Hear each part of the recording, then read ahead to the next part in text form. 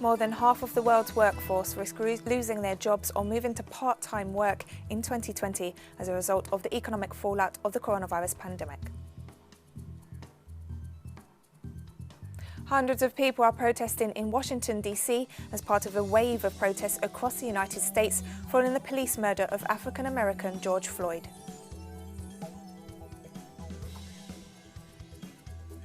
South Africa has a backlog of nearly 100,000 unprocessed coronavirus tests as a striking example of the shortage of testing kits and reagents across Africa. From the headquarters of Telesur English in Havana, Cuba, this is From the South, I'm Katrina Goss.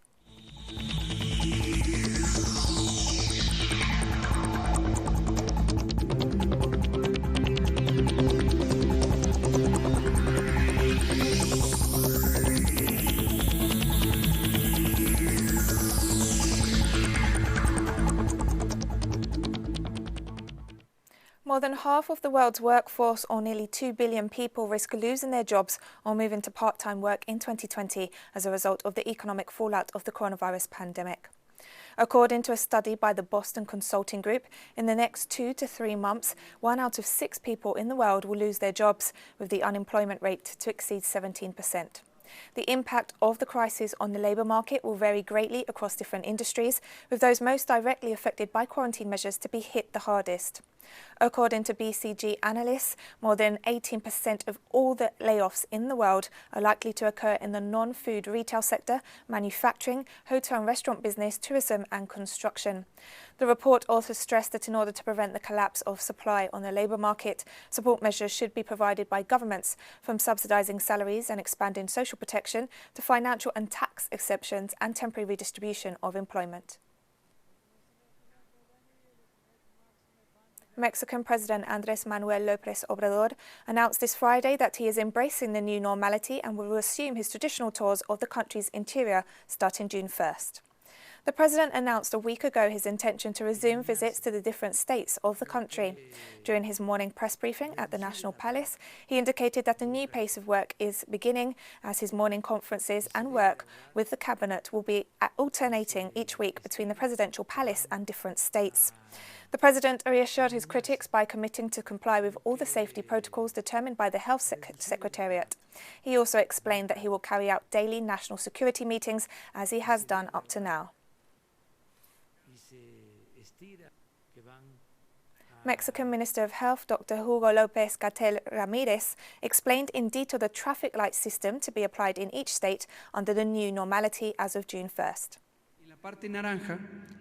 Under the color red, only the essential activities are going to be open, and under the color amber, the non-essential activities will start to open according to the levels of public utility, social value, and people participating in them.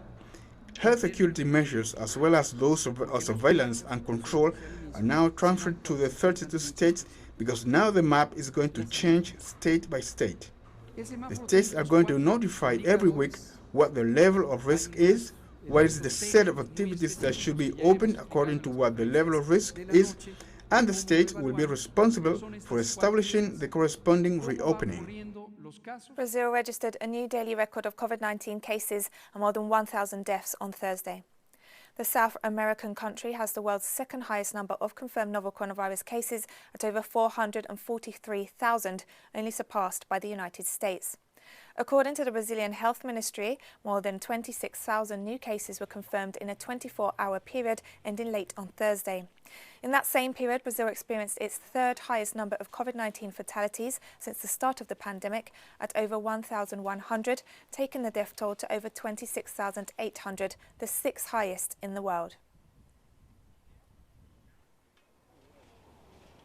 Severe water shortages have been affecting Peru's capital city, Lima, aggravating the health crisis for many residents. At least 1/3 of Lima's population is dealing with shortages on top of the health and economic crisis that is gripping the region. Many citizens have to depend on water tankers. They also express great concern about being unable to maintain the necessary hygiene to prevent the spread of the coronavirus.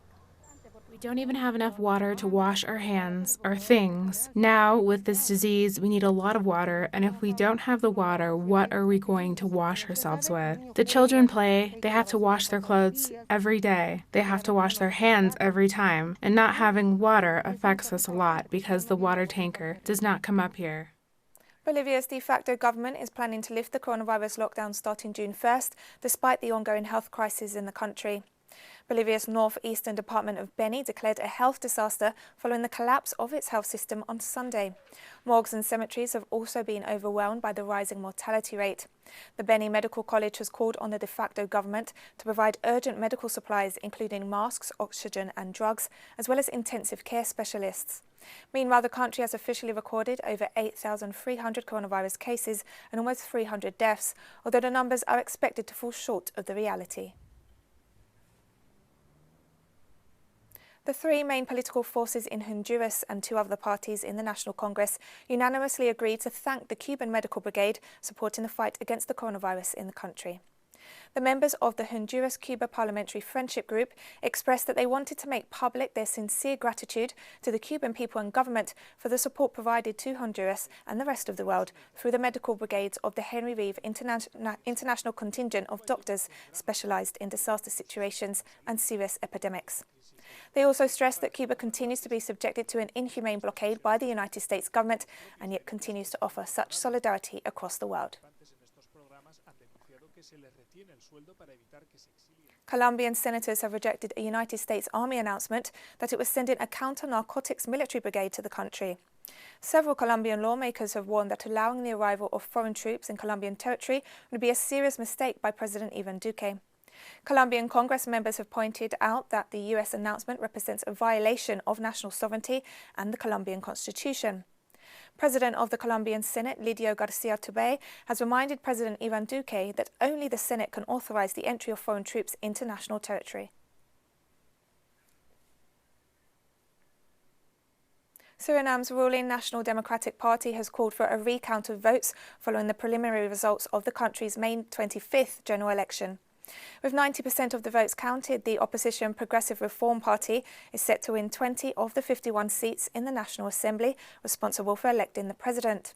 However, incumbent President Desi Bouterse, who was recently convicted of murder and is seeking a third term in office, said he will challenge the outcome. More stories coming up after this very short break, so don't go away.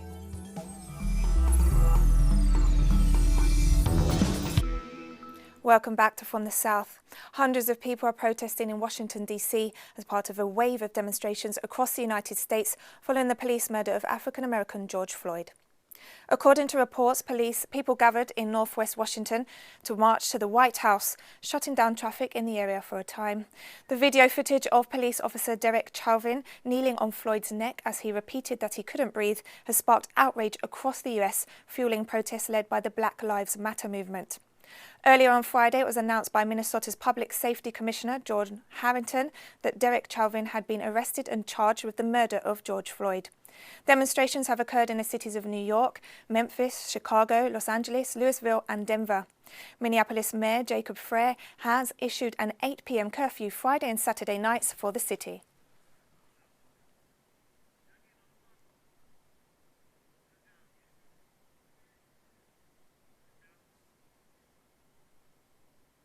President Donald Trump announced the United States will terminate its relationship with the World Health Organization, accusing it of being under Chinese control and failing to provide accurate information about the spread of the coronavirus. Trump's announcement came as he issued a series of complaints against Beijing, ranging from trade practices to legislative moves that would compromise Hong Kong's autonomy. He'd previously suspended funding to the WHO, claiming that it had been complicit with China in concealing the extent of the risks posed by the coronavirus pandemic, a move that sparked widespread international condemnation. And our correspondent in Washington, Jorge Gestoso, brings us details of the Twitter storm sparked by President Donald Trump's controversial tweets describing protesters as thugs. Thank you. At this hour in Minnesota is under arrest the police who killed on Monday George Floyd under the charges of assassination. The other 3 policemen who participated in the arrest are still under investigation and there is a huge indignation because of the President Trump's tweet regarding the incidents that happened last night in Minneapolis about the demonstrations. He called the demonstrations thugs, and most definitely that has created, for example, in Twitter, a new label saying that it's not accurate, his qualification of that after yesterday, President Trump issued an order trying to regulate the social media also that has been created a lot of questions because it's been perceived that he's trying to diminish the freedom of expression. We get back to you now. The Spanish government has announced it will ensure a minimum monthly income for the country's most impoverished families. Income is a measure of social justice, but it is also a measure of economic efficiency.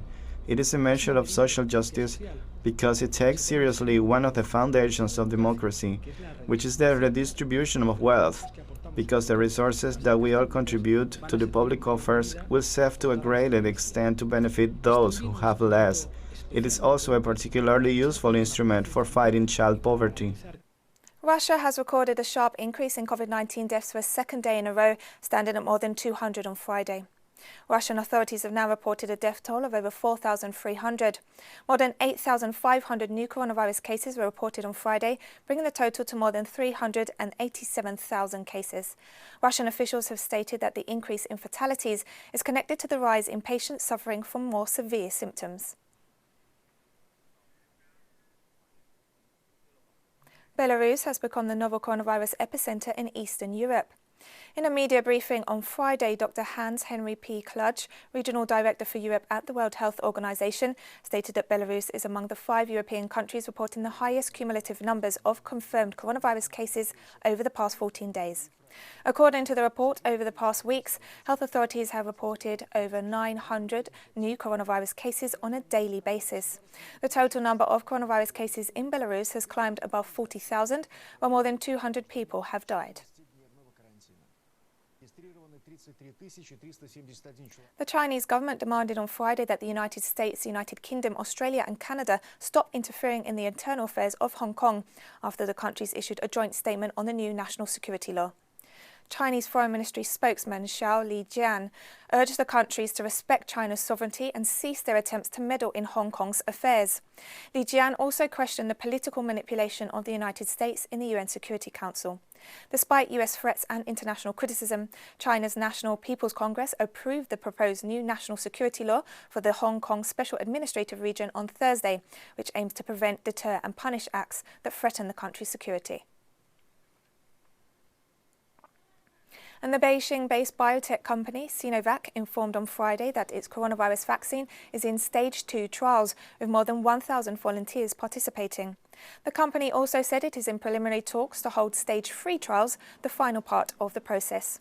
Chinese health authorities have reported no new confirmed coronavirus cases in the mainland since May 28th, when 5 new asymptomatic cases were identified, down from 23 a day earlier.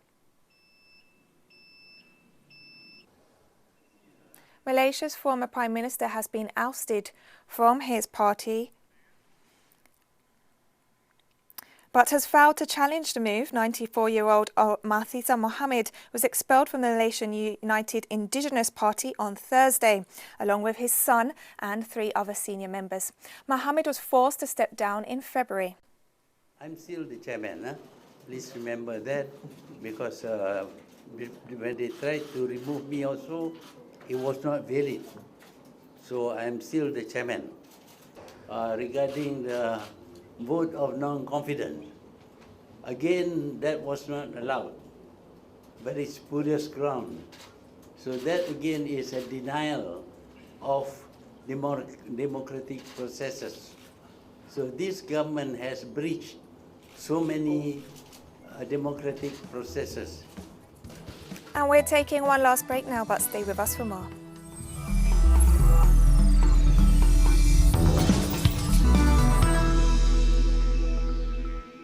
Welcome back to From the South.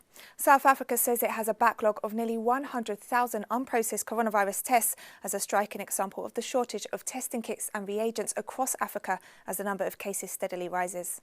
The South African Health Ministry noted in a statement that this challenge is caused by the limited availability of test kits globally. Priority is being given to processing tests from patients admitted to hospitals and health workers. South Africa has conducted more tests for the coronavirus than any other country in Africa. More than 655,000 tests have been conducted, which is thought to be part of the reason why the country has the most confirmed cases in the continent at over 27,000. African authorities are faced with the reality that richer countries are pushing them out of the race to obtain crucial supplies to combat the pandemic. In a policy brief on the impact of COVID-19 on Africa, UN Secretary-General Antonio Guterres praised most African countries for having moved rapidly in response to the pandemic. Guterres noted the regional coordination, deployment of health workers and enforcement of quarantines, lockdowns and border closures to stop the spread of the virus. The Secretary-General stressed Africa has provided valuable lessons for the rest of the world in meeting this challenge. He also warned that it is still early days for Africa and the pandemic could escalate quickly and spread uncontrollably across the continent. Finally, he called for global solidarity with Africa to ensure the necessary response now and to support the recovery. On older people in developing countries. And the pace of the spread of the coronavirus across Africa is accelerating, with more than 5,000 new cases reported across the continent for the second day in a row. According to a report issued on Friday by the Africa Centers for Disease Control and Prevention, the latest figures bring the total number of cases confirmed across the continent to nearly 130,000. Meanwhile, the number of COVID-19 fatalities has climbed above 3,700. North Africa remains the worst-hit region, with almost 39,000 cases and 1,700 deaths. However, South Africa continues to lead the continent with almost 1/4 of the total number of cases reported. Temporarily closed and disinfected. Today, the surfaces are cleaned every hour. Jihadis terrorizing remote communities in Mozambique's Muslim-majority north mounted a fresh attack on Thursday, according to police sources. In an early morning attack in Macomia district, gunmen forced a population of several thousand to flee, while the military and police withdrew from the area. The attack comes a week after Mozambique called on its southern African neighbours to help it fend off the escalating jihadist insurgency that began in 2017. The Islamic State's Central Africa province has claimed responsibility for some of the attacks in the region since last June, posting images of dead soldiers and seized weapons. Some 200,000 people have been forced to flee their homes in the northern region of Mozambique.